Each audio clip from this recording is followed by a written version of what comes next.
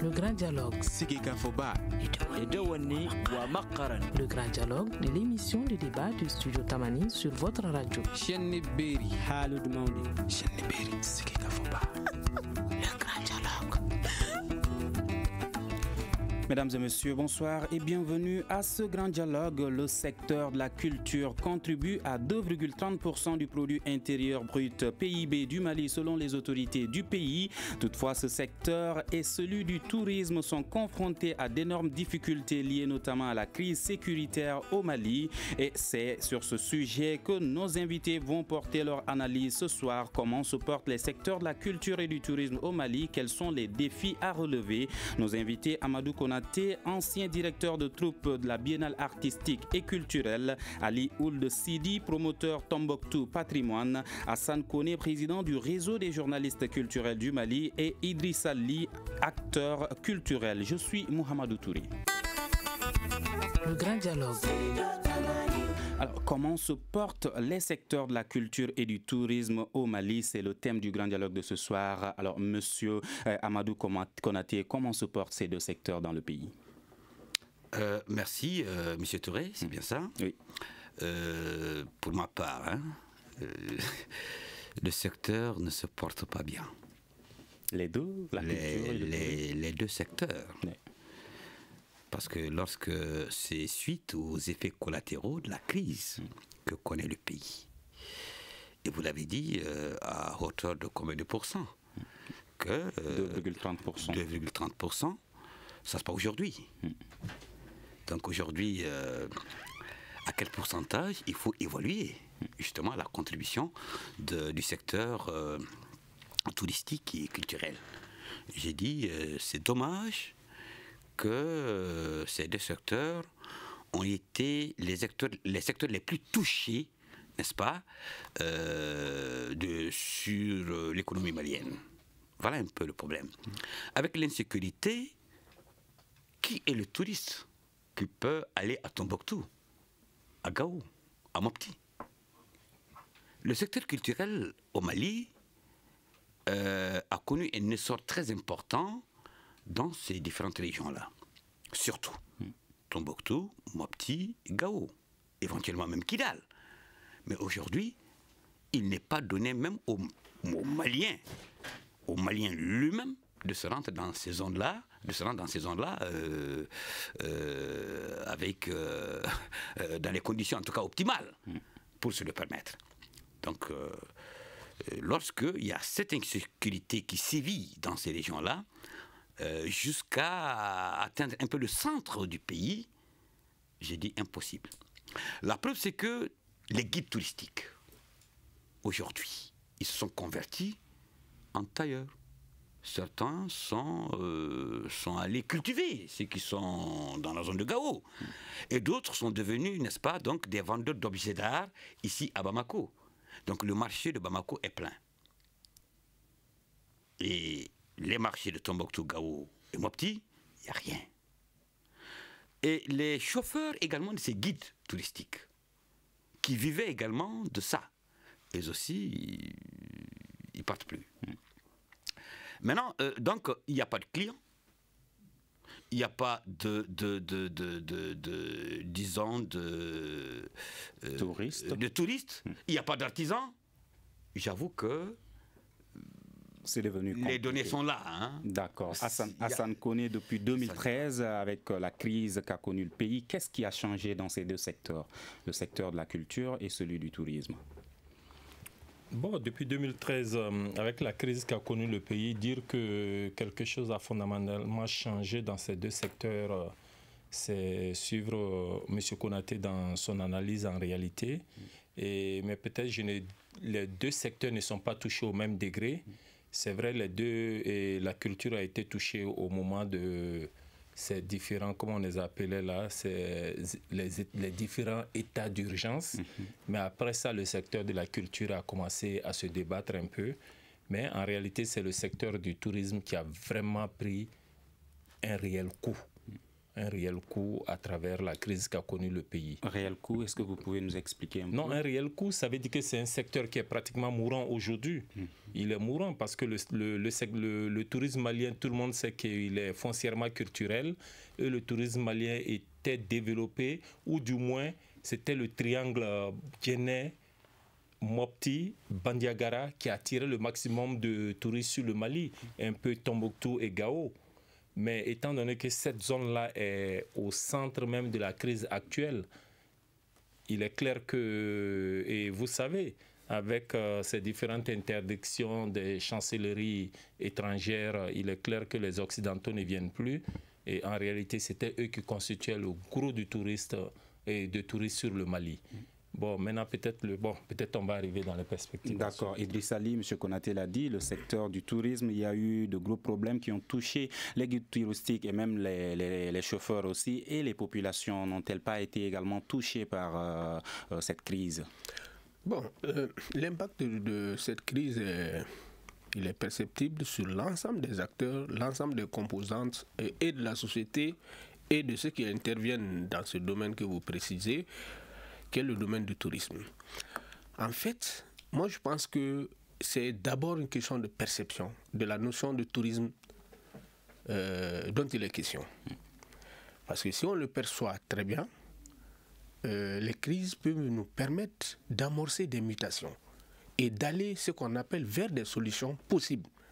Parce que tourisme, ça veut dire simplement je me déplace, je voyage vers une destination, une localité différente de ce que je connais, de ce dans quoi je vis.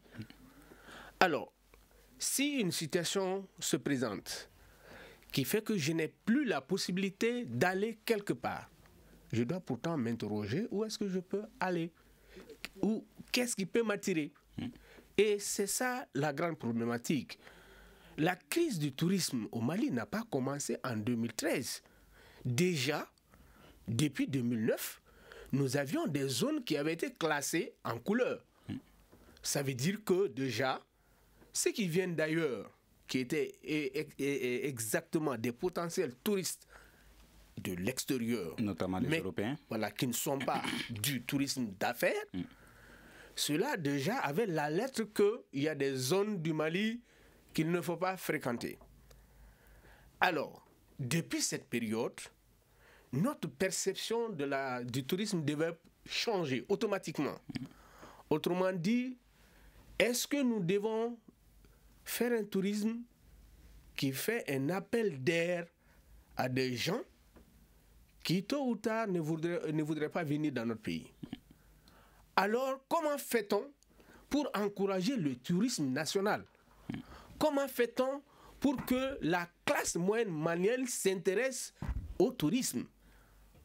Moi, je serais très heureux que mes propres enfants connaissent le Mali, plus que, par exemple, Londres, Paris. Mais malheureusement, il n'y a presque pas d'offres pour ces gens-là. Le tourisme... Est-ce qu'il n'y a réellement pas d'offres ou est-ce que c'est cette population qui ne s'intéresse pas à ces offres déjà? Oui, il y a les deux. Parce que le tourisme aussi participe de la culture, de l'éducation.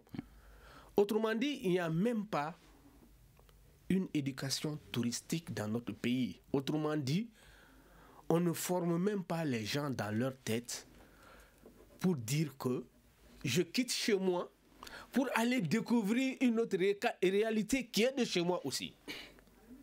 On raconte à nos enfants Tombouctou. Et c'est des enfants d'ailleurs qui racontent Tombouctou à nos enfants. Depuis que des réalités de ce genre s'installent dans les mentalités, ça veut dire que nous-mêmes nous refusons, c'est-à-dire de nous aimer nous-mêmes. Il y a plein d'espaces dans notre pays qui méritaient d'être promus et qui devaient être un appel d'air pour des nationaux. Et ce qu'on appelle la diaspora malienne, Dieu sait que elle est très nombreuse, elle est très diverse. Et elle a envie de venir découvrir le Mali. Mais ce n'est pas l'offre classique seulement qui doit les attirer. Notre culture et tourisme a été essentiellement culturel. D'accord. Ali Ould Sidi, vous êtes promoteur de Tombouctou Patrimoine. Alors, au nord du pays, comment se portent ces deux secteurs? Bon, présentement, je suis à Bamako, je suis retraité du terrain l'année dernière, mais je continue quand même à maintenir le contact avec ma ville natale Tombouctou. Moi, je perçois le problème sous un autre angle. Il faut pas qu'on ait une dichotomie entre culture et tourisme. Comme quelqu'un a dit dans le débat, notre tourisme qui se passe ici au Mali est un tourisme purement culturel. C'est un tourisme qui se passe autour des sites culturels, tels que les manuscrits, l'architecture de Tombouctou, les maisons des explorateurs, les ateliers Tenderou, etc., etc. Mais quelqu'un vous avez posé la question aussi de savoir l'état du patrimoine au Mali. Moi, je dirais qu'en tant qu'ancien gestionnaire de Tombouctou, je dirais que le patrimoine se porte bien au Mali. Dans la mesure où, au registre de l'UNESCO, nous avons 4 sites qui sont inscrits au patrimoine mondial, Tombouctou, Djenné, Banyangara et Gao. Mais maintenant, par rapport à la crise, il y a eu certainement un saccage du patrimoine. Il y en a eu à Tombouctou, il y a des mausolées qui ont été, il y a des mosquées qui ont été également concernées. Et cette crise a également joué, si vous voulez, sur le vivre ensemble dans la mesure où la cohésion sociale quelque part a été mise en cause. Si on n'entretient plus les mosquées, si on n'organise plus les festivals, si on n'autorise plus les pratiques culturelles qui sont liées à l'entretien de ce patrimoine culturel, il va de ça que la société, on va assister à un effritement de la société. Alors tout cela peut dire que la culture, c'est aussi notre élément de base, c'est notre substrat. Non seulement pour pouvoir renforcer la cohésion sociale, le vivre ensemble, mais aussi pour pouvoir organiser cette activité touristique qui est le tourisme. Pour revenir au tourisme, depuis un certain temps, le tourisme, il est presque mort, comme quelqu'un l'a dit. Sinon, à Tombouctou, près de 80% des personnes vivent du tourisme. Le tourisme est une activité transversale qui fait appel, dont se nourrit les guides touristiques, les professionnels du patrimoine, les restaurateurs, les transporteurs, les commerçants. Donc c'est vraiment une activité qui fait nourrir beaucoup de personnes à Tombouctou. Mais avec la crise, les infrastructures hôtelières ont été fermées. Il y a une autorisation des acteurs du tourisme. Et il y a même, si vous voulez, à Tombouctou, un quartier qui est né spécifiquement suite aux retombées du tourisme, du côté de Lazalay, par exemple. Un quartier qui est continué à celui de la Baragie. Donc, tout cela pour dire que le tourisme est vraiment une activité transversale, une activité qui fait vivre Tombouctou. Il y a Michel Lee qui pense que... Il y a Michel Lee qui pense que... Allez-y. Mais revenons aussi quand même à l'histoire. Parce que moi, en tant qu'historien, je vois le tourisme sous un autre angle. Le tourisme n'a pas commencé aujourd'hui. Quand quelqu'un me dit que le tourisme était florissant dans le triangle Banyagara, Djenné, Tombouctou, je suis d'accord. Mais Tombouctou a connu un tourisme ancien depuis le XIVe siècle. Tant que Moussa, quand il est revenu de la Mecque, il a amené un Andalou, Abou Isaac et Sahel, un architecte qui a construit la mosquée de Zingrebel qui fait aujourd'hui la chapelle de Tombouctou, un site inscrit au patrimoine mondial. Mieux, après lui, il y a eu aussi d'autres personnes qui sont venues. Et qui a, par exemple, on prend le cas d'Al-Wazani, Jean-Léon l'Africain, qui a fait l'Atlas 80, qui a permis d'inscrire, de montrer Tombouctou sur la carte du monde, et c'est à attirer d'autres touristes au XIXe siècle, avec l'arrivée des missionnaires, tels que René Caillé en 1826, en 1828, Amandi Godoleng en 1826, Henri Schwartz en 1852. Donc tout ça, c'est pour dire que Tombouctou dispose d'une vieille tradition touristique en matière d'activité touristique. D'accord, mais il y a M. Lee qui pense que ces deux secteurs ne sont pas bien vendus par les autorités. Pardon ? Il y a M. Lee qui pense que ces deux secteurs, le secteur de la culture et celui du tourisme, ne sont pas bien vendus par les autorités. Mais ça ne peut pas être bien vendu aujourd'hui parce que nous travaillons quand même une période de trouble. Il faudrait que cette période de trouble passe parce qu'à un moment donné, les autorités ont pensé que les deux, c'est indissociable. C'est pourquoi il y a eu, au temps du président Alpha Omar Konaré, cette volonté de créer le ministère du tourisme, de la culture, du tourisme et de l'artisanat.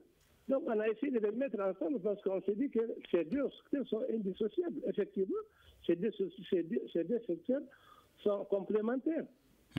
D'accord, M. Konaté, est-ce que ces deux secteurs sont bien vendus par les autorités? Bon, du tout, aujourd'hui, aujourd'hui non.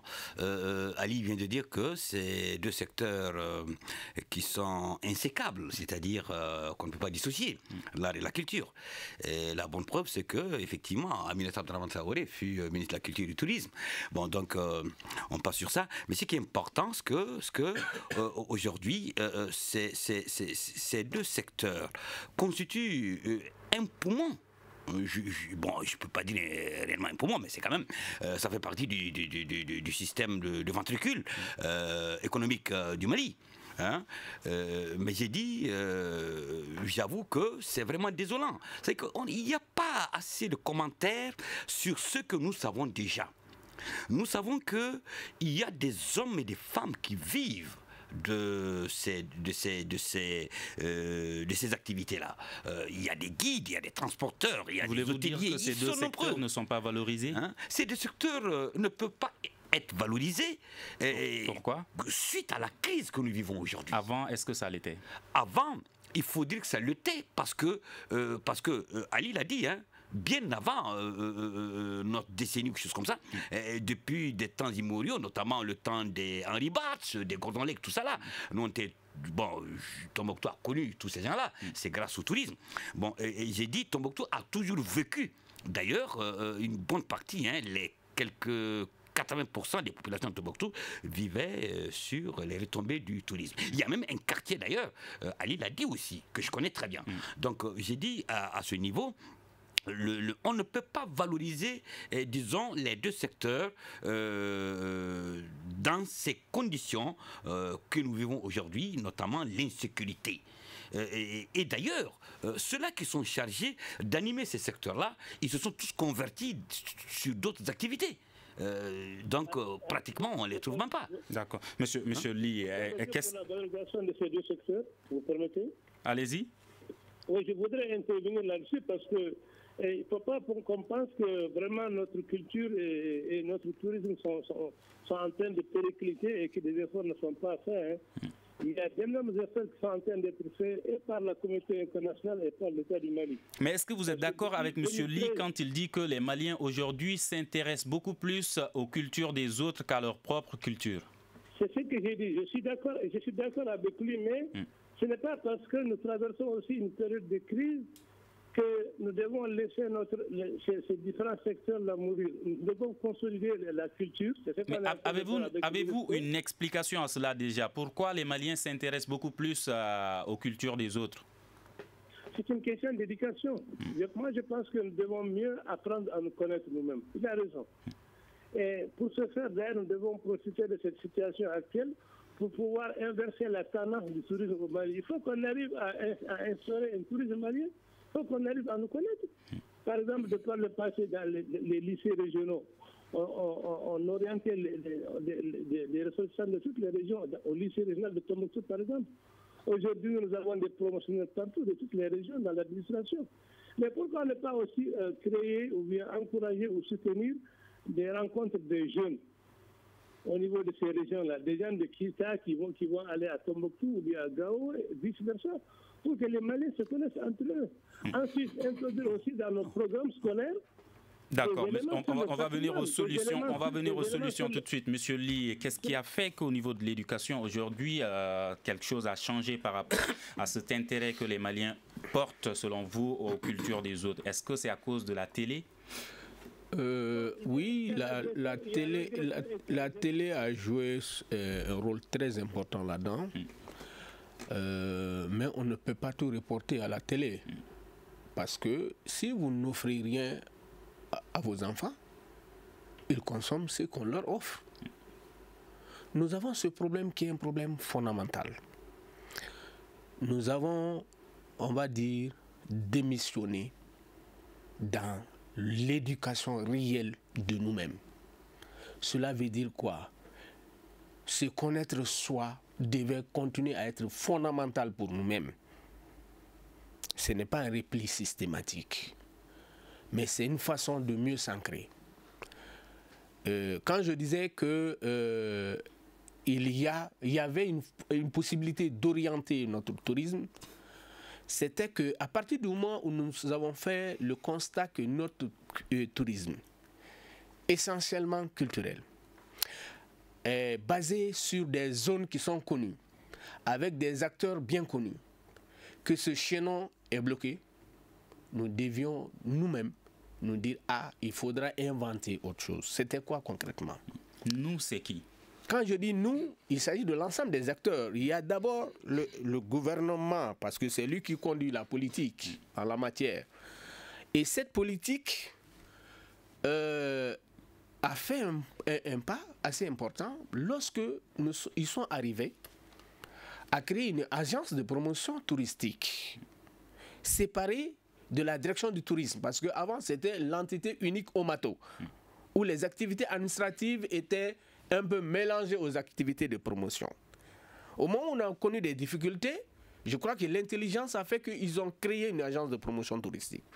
Et cette agence, de mon point de vue, allait se dire, dans notre pays, nous n'avions pas suffisamment exploré l'écotourisme. Nous avons aujourd'hui dans notre pays beaucoup de sites, beaucoup d'espaces qui ne sont pas exclusivement culturels, mais qui sont écologiques et qui méritent d'être connus. La zone du delta, les lacs, la zone de Selengue et les zones de Kita, et j'en passe, ne sont pas des zones connues par nous-mêmes. Le fils du Niger qui est une richesse, à la fois économique et historique, elle n'est pas connue. Et il n'est pas connu, je veux dire. Le barrage de Markala n'est pas connu. Nous avons les premiers et les plus grands barrages de l'Afrique de l'Ouest. Maintenant, les autres nous ont dépassés. Manantali est un barrage qui n'est pas connu. Et pourtant, il y a des vies autour de ces barrages-là.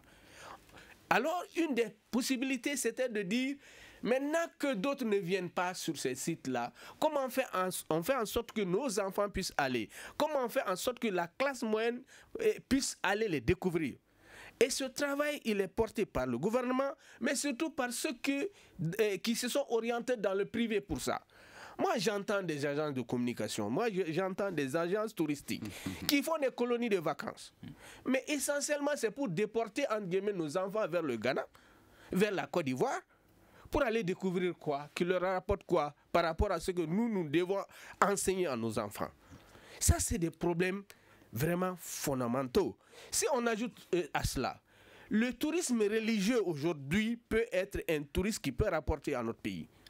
Mais aujourd'hui, qu'est-ce qu'on fait pour organiser toutes ces ziyaras-là? Qu'est-ce qu'on fait pour organiser tous ces événements qui peuvent rapporter et à ceux qui organisent et à nous qui pouvons être curieux de les connaître? C'est tout un travail. C'est pourquoi je dis, nous devions nous-mêmes réfléchir à d'autres possibilités. J'ai parlé de la diaspora. Quel appel d'air nous faisons par rapport à notre propre diaspora? Il y a certains qui viennent dans la zone de Yelimani et dans la zone de Kaï, mais c'est presque tout. Mais il serait curieux de savoir exactement ce qui se passe chez mon cousin dans le pays Bobo. Il y a plein de curiosités qu'il faut découvrir là-bas. Le ministère de la Culture, à un moment donné, a fait le gros travail pour identifier ces sites-là, pour les matérialiser et même les documenter. Mais son travail se limite là à ça. Pour les promouvoir, il faut d'autres acteurs. D'accord. N'est-ce pas également le rôle des journalistes de faire connaître ces différents sites à travers des reportages, notamment, M. Hassan? C'est tout à fait normal. Hein. Les journalistes, à un moment donné, ont vraiment fait ce travail-là. Mais il faut le dire que c'est un travail toujours très compliqué quand on connaît la situation dans laquelle une partie de la presse malienne évolue. Les conditions de difficulté dans lesquelles cette partie de la presse malienne évolue. Mais au moment où les journalistes arrivaient à faire ce travail-là, c'est parce qu'il y avait un dispositif au niveau du ministère du Tourisme pour cela. À l'époque, c'est-à-dire le Mali a eu une opportunité avec un ministre, il faut le dire, il faut saluer des gens qui ont pu faire bouger des machines à un moment donné. Et Ndiaïba Et quand il arrivait, il faut reconnaître que le secteur touristique malien a vraiment fait un boom sur Ndiaïba. C'est avec Ndiaïba on a vu des vols charters, c'est avec Ndiaïba on a vu des gens vendre la destination Mali aux États-Unis, en Europe et partout dans le monde. Parce qu'ils avaient mis en place un dispositif. Le tourisme apportait à l'époque près de 110 milliards de francs CFA. Dans notre budget. Les gens parlent de 80 milliards en 2011 et la culture apportait 116 milliards. Donc les deux mis bout à bout, on était déjà à environ 200 milliards avant la crise. Et c'était déjà, on était arrivé à un gap de 300 000 touristes qu'on drainait vers le Mali. Je suis d'accord avec, et ça c'est ma position, hein. C'est-à-dire quand on a senti ce problème-là arriver... Juste une petite parenthèse, quand vous dites que une partie de la presse malienne rencontre aujourd'hui beaucoup de difficultés, de quoi voulez-vous parler? Non, je vais dire simplement toute cette partie de la presse malienne qui est dans la presse privée. A les moyens suffisamment limités. Elle n'est pas accompagnée, vous voulez dire, par les autorités? Elle n'est pas accompagnée. À l'époque, la presse était accompagnée, soutenue pour faire ce travail-là. Et ce travail se faisait très bien. Mais le ministère n'accompagne pas la presse dans ce sens-là aujourd'hui. Pratiquement au niveau du tourisme, il faut le dire, hein, rien n'est fait aujourd'hui. Est-ce par manque de vision ou... Bon, moi je pense que ce n'est pas manque de vision. Je suis totalement d'accord avec Idriss Ali. On doit profiter de cette période de crise pour mettre en place le dispositif qui va faire profiter le Mali de la manne financière de son secteur touristique après la crise. Et rien n'est fait pour cela. Si la crise malienne venait à prendre fin demain, on va être surpris parce que n'oubliez pas, hein, on est en train de bénéficier d'une très grande publicité à travers le monde, à travers la crise aussi. Hein. Donc il faut qu'on se prépare pour exploiter ce secteur touristique qui fait une attraction forte du Mali à travers le monde. Et rien n'est fait dans ce sens-là. Et en même temps, la réflexion n'est pas conduite. Vous voulez dire qu'il y a un côté positif de cette crise aussi? Mais en toute chose sur la Terre, rien n'est négatif à 100%. Hein? C'est vrai, aujourd'hui, la crise nous cause beaucoup de tort. Mais en même temps, des gens qui n'ont jamais entendu parler du Mali entendent parler du Mali aujourd'hui. Et peut-être si la calmie revenait demain, ces gens pourraient avoir la curiosité de venir découvrir notre pays. Et il faut qu'on se prépare pour les accueillir. Toutes les grandes nations se sont construites après les crises. Ça, c'est un. Et de deux. Et Idriss Ali a touché à un point essentiel. On a commis l'erreur de vouloir construire un secteur touristique en comptant seulement sur les touristes qui viennent de l'extérieur du Mali. On n'a pas fait ce travail de fond-là pour développer le tourisme intérieur. Enfin, comme le dit les Maliens de la classe moyenne, puissent prendre cette habitude-là de voyager à travers le pays. Cela constitue aussi une manne financière. Et je vous donne un exemple, hein, l'exemple est palpable. On peut prendre deux événements et on va les comparer du point de vue culturel. Il y avait le festival au désert, un festival qui est orienté vers les participants qui viennent de l'extérieur du continent. Il y a le festival sur le fleuve Niger qui a fait l'effort de s'orienter sur une clientèle malienne. Et Dieu faisant les choses, la crise a prouvé que les deux modèles économiques, le meilleur était le modèle économique que Ségou a adopté. Parce qu'aujourd'hui, les touristes ne viennent plus comme il le faut, mais le festival de Ségou continue à réunir ses 30 000, 40 000 participants. Mais est-ce que cela n'est pas lié aux deux zones puisque non, pas forcément aux deux zones. Oui, c'est vrai. Mais même si c'est au nord, si le festival au désert avait travaillé sur la population du nord, comme Ségou a travaillé sur la population de Ségou et la population de Bamako, il est clair que même malgré la crise, on pouvait tenir des activités là-bas. Parce que la population même allait participer. D'accord. Voilà un peu ma vision. Moi, je parle du petit raisonnement que... Vous allez revenir tout de suite. On va laisser M. Konaté moi, je voulais juste abonder sur la question d'effort que le gouvernement est en train de faire. Mais pour nous, hein, il n'y a pas d'effort. Il n'y a pas d'effort. Il n'y a pas d'effort, il faut dire la vérité. Pourquoi vous pensez qu'il n'y a pas d'effort? Le premier effort, c'est d'abord sécuriser les gens, sécuriser un peu le nord pour que les gens y partent. Mais lorsque l'endroit n'est pas sécurisé, comment voulez-vous aller faire le touriste dans ces localités? C'est pas possible. La preuve, c'est qu'on a dit qu'il y a quand même des lignes rouges. Tout récemment, il y a eu une autre ligne rouge qui rétrécissait encore une fois, je vais dire... Quand vous dites qu'il n'y a pas d'effort, voulez-vous parler également du manque de personnel et de matériel dénoncé au niveau local par certains observateurs dans les différentes directions culturelles? Non, moi je parle de l'ensemble du gouvernement. Hein. Il parle de la sécurité. Moi je parle de la sécurité. Tant qu'il n'y a pas de sécurité, il ne peut pas avoir de tourisme. Mais si le secteur n'est pas sécurisé, moi je ne peux pas me rendre, quels que soient les moyens. Alors donc ça c'est un aspect. Bon, donc la question de sécurité est au centre et au centre de toutes les difficultés que connaît le secteur touristique. Qu'on se dise la vérité. Combien de touristes ont été enlevés? Et les touristes sont déjà les personnes les plus ciblées. Maintenant, lorsque Idrissa Ly parle du tourisme national, cela est évident. Il y a eu une démission, il y a eu une mauvaise approche. Justement, on ne sait plus donner les moyens. On sait qui? Les autorités? Quand je dis on, il y a les autorités, il y a la population, parce qu'il y a même les populations, parce que c'est les populations qui donnent leurs enfants pour les amener au Ghana, en Côte d'Ivoire. Ils ont un mécanisme, un système de contrat, 1 semaine, 2 semaines, par vol. Bon, c'est pas ce qui est important dans l'éducation de l'enfant. L'enfant doit d'abord se connaître. Et se connaître, c'est connaître ses réalités, connaître son environnement social, économique et politique. C'est là qu'on peut créer un bon futur citoyen. Mais à contrario, on envoie les enfants en France, en Europe et puis dans la sous-région. D'accord. Ali Ould Sidi, aujourd'hui, à quoi servent tous ces festivals qui sont organisés à travers le pays? Voilà. Moi, je voudrais c'est ça. Moi, je pense que ce n'est pas à cause de l'insécurité que nous devons laisser l'activité touristique mourir. Et il n'est pas dit seulement que l'activité touristique est essentiellement réservée aux étrangers. Parce que la notion de touriste, c'est quelqu'un qui passe une nuit en dehors de chez lui. C'est ça la définition de l'Organisation mondiale du tourisme. Donc, moi, je pense qu'il y a un certain nombre d'activités à viser. D'abord, nous devons profiter de ce temps-là pour consolider notre potentialité culturelle. C'est ce que le ministère de la Culture est en train de faire avec les autres partenaires tels que l'UNESCO, etc. Nous avons reconstruit les mausolées. On est en train de faire des efforts louables en direction des manuscrits. Est-ce que vous êtes d'accord sur le fait que les activités culturelles organisées au Mali se sont beaucoup plus focalisées sur le monde extérieur que le monde national? Non, ça je ne le partage pas. Parce que si je prends seulement le cas de l'exemple du festival au désert, le festival au désert, il est vrai qu'il reçoit des visiteurs, mais le festival au désert, il est organisé de manière participative, organisé avec les populations locales. Regardez seulement combien de personnes bénéficient de la location de tentes, combien de personnes jouissent également de leur patrimoine parce qu'ils vivent aussi leur danse traditionnelle.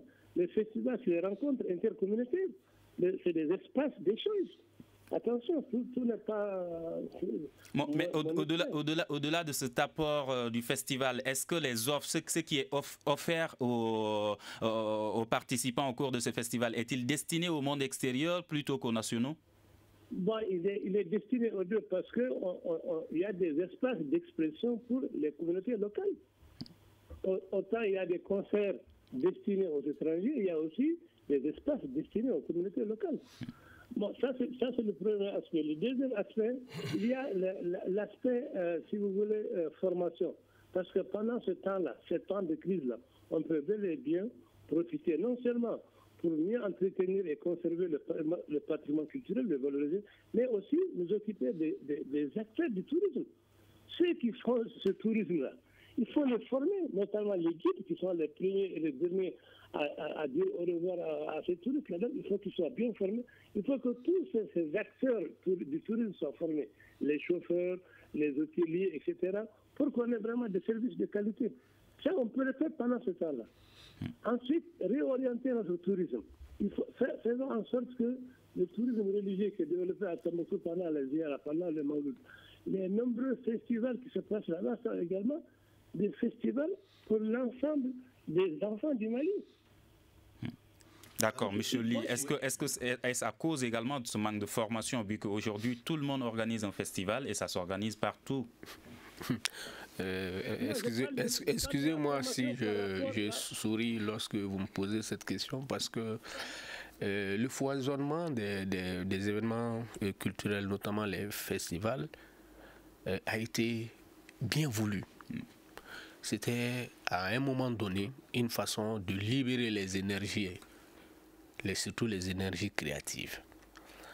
Mais à un moment donné, il fallait se donner les moyens de les évaluer et faire en sorte que les événements touristiques et, disons, culturels, qui sont des appels d'air pour le tourisme, participent d'une programmation bien organisée.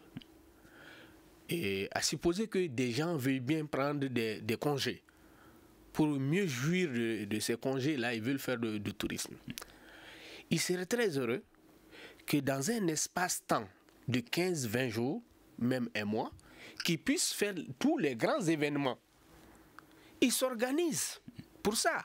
Ils font leur congé, ils se donnent les moyens. Souvent, il y en a qui capitalisent pendant toute l'année. Et maintenant, ils mettent leur argent dans un circuit. À un moment donné, ce travail d'évaluation, on l'a fait. Il y a des rapports qui ont été dressés lors des rencontres. Moi, je me rappelle qu'il y a eu au moins deux grandes concertations pour faire l'évaluation des tourismes. Des activités culturelles, notamment les festivals. Mais moi, je vais au-delà. Je ramène la question des ressources humaines. Aujourd'hui, nous avons la chance, comme Ali Ould a dit, que nous pouvons nous ressaisir. Tous ceux qui ont animé le tourisme dans le temps n'étaient pas essentiellement des professionnels et des spécialistes du tourisme. C'était des collègues enseignants, surtout ceux qui ont fait histoire et géographie, qui encadraient le secteur culturel et, disons, touristique. Ils ont fait ce qu'ils pouvaient. Certains d'entre eux ont eu la chance de faire des études complémentaires. Il y a eu aussi quelques cadres qui ont fait des études à l'extérieur. Mais au plan national, quelles sont ces écoles spécialisées dans le tourisme au Mali? Je voudrais consolider. Et ce qu'ils font, c'est que école-là, juste 30 secondes, il va venir. Ils insistent beaucoup plus sur l'hôtellerie plutôt que du tourisme. Aujourd'hui, moi, mon problème, ce n'est même pas la formation exclusive comme on appelle des guides. C'est véritablement des gens qui sont capables de concevoir un petit programme touristique. D'accord. Je voudrais, excuse-moi, je voudrais consolider un peu chose liée. Mais avant, Hassan avait parlé de résultats, de succès dans le temps. À l'époque, il a même cité Ndiaïba. Et lui, il a parlé d'un programme, tout ça. Mais en fait, s'il y avait ces succès, s'il y avait ces programmes-là, c'est parce qu'il y a quand même des gens qui avaient de l'expertise dans ces domaines-là, qui ont conçu des programmes. La preuve, c'est que lorsqu'il y a toujours l'ouverture officielle de la saison touristique qui est organisée au niveau national ou certainement dans certaines localités. Est-ce que vous voyez, ça peut être à Kidal. La dernière fois, on a fait à Kidal. Voulez-vous dire qu'aujourd'hui, c'est comme on le dit, il n'y a pas les hommes qu'il faut à la place qu'il faut? Mais il y a ça, il faut le dire, il ne faut pas l'occulter. C'est-à-dire que ce n'est pas du hasard. Il y avait une conception académique pour pouvoir sortir un programme associé, un programme bien associé, et qui est mis en œuvre par des hommes et des femmes qui avaient en charge cette mission-là. Donc forcément, il y a résultat. D'accord, il nous reste juste 4 minutes, donc 1 minute pour chaque invité. Aujourd'hui, qu'est-ce qu'il faut pour relever les défis dans ces deux secteurs? Mais pour relever le défi dans ces deux secteurs-là, il faut les hommes et les femmes qui ont l'expertise. Et s'il y a des hommes qui sont de l'autre côté, qu'on les fasse appel. C'est-à-dire qu'il faut considérer, il faut avoir de la considération et du respect pour l'expérience, ceux qui ont vraiment de l'expérience en la matière. Il faut appeler tout le monde. Le secteur de la culture et du tourisme ne sont pas politiques. Il faut que les gens le comprennent. C'est notre seule richesse que nous avons. D'accord. Hassan Koné, aujourd'hui, qu'est-ce qu'il faut pour relever le défi? Bon, moi, je pense que pour relever le défi, il faut un travail de fond. Déjà, quand on prend le secteur culturel, que je semble un peu connaître, il y a un travail de fond dans le sens de l'industrialisation, c'est-à-dire la professionnalisation des acteurs qui va conduire à une industrialisation du secteur culturel. Et en réalité, il y a un grand travail qui avait été fait à l'époque où les Idriss Ali étaient encore au département de la culture, mais malheureusement, l'idée n'a pas été poursuivie. C'est ça aussi le problème du Mali. Cette agence de promotion des industries culturelles que le ministère de la Culture à l'époque avait voulu mettre en place. Moi, je pense, je le dis partout, c'est une initiative qui n'est pas dépassée. Elle est toujours d'actualité. Comment industrialiser le secteur culturel malien sans mettre en place une structure étatique qui va réfléchir, concevoir et conduire une politique pour cela? C'est le ministère, c'est vrai, c'est sous la couverture du ministère que ce travail sera fait, mais c'est une structure qui va dépendre du ministère, qui sera mise dans la main de grands spécialistes qui vont réfléchir et qui vont conduire vraiment tout un programme autour de l'industrialisation du secteur. Les gens pensent que c'est quelque chose qu'on peut décréter. On ne peut pas décréter l'industrialisation du secteur culturel. Il faut faire un travail de fond pour accompagner le processus et peut-être au bout de 10 ans, 15 ans, on verra que la situation va évoluer. La multitude Ali Ould Sidi, aujourd'hui, qu'est-ce qu'il faut pour relever le défi dans ces deux secteurs? Non, il faut d'abord éclaircir les choses. Moi, je pense que dans les deux secteurs, nous avons vraiment des professionnels. Et mieux, nous avons des documents de travail, des politiques sectorielles, que ce soit dans le domaine de la culture, aussi bien que dans le domaine du tourisme. Et moi, je pense que de plus en plus, nous faisons mieux. Nous avons des cadres qui se spécialisent en la matière. Maintenant, ce qu'il y a lieu de faire, c'est beaucoup plus la synergie entre les deux secteurs. Il faut qu'il y ait cette synergie entre une meilleure collaboration entre les deux secteurs. D'accord. Monsieur Idriss Ali, qu'est-ce que vous proposez aujourd'hui comme solution? Merci, monsieur Ali. Bon, moi, je voudrais dire que ce qui peut être essentiel, c'est la mutation, on va dire, psychologique et intellectuelle de notre pays par rapport à ce qu'il est lui-même. Aujourd'hui, ce qui peut nous être très utile, c'est lorsque nous-mêmes nous disions que ça ne peut aller que de nous-mêmes. Ça, c'est un bon préalable. Et là, je crois que les secteurs du tourisme et de la culture, on est en train d'oublier l'artisanat. Bon, j'imagine quand on parle de culture, on parle de l'artisanat également, parce que le touriste, il a besoin aussi d'acheter ce qui lui paraît intéressant dans notre pays. Ces secteurs-là, au-delà même du fait de les retrouver dans un même ministère, il faut une philosophie générale pour les conduire conjointement. Si on arrive à faire ça, tout ce qui est renforcement des capacités, tout ce qui est éducation, formation à la culture, culture nationale peut se retrouver s'il y a un schéma conçu dans ce cas. Il a parlé de la problématique des industries culturelles. Notre culture a longuement été appréciée à l'aune du folklore. Or, ailleurs, aujourd'hui, les économies liées à la culture sont les économies les plus importantes, surtout dans le monde des nouvelles technologies. D'accord, espérons qu'on y parviendra. Nous, on fonde beaucoup d'espoir par rapport à ces secteurs-là. Merci, et c'est ce qui met fin, le temps ne nous le permet pas, c'est ce qui met fin à ce débat. Nos invités, Amadou Konaté, ancien directeur de troupe de la Biennale artistique et culturelle, Idriss Ali, acteur culturel, Ali Ould Sidi, promoteur Tombouctou Patrimoine, et Hassan Koné, président du réseau des journalistes culturels. Débat réalisé par Fatmata Togola, mise en onde assurée par Phili Dambélé à la régie vidéo. Nouhoum Diré, je suis Mohamedou Touré à la présentation et coordination de ce débat. Merci et à demain. Le grand dialogue. Le grand dialogue de l'émission de débat du studio Tamani sur votre radio.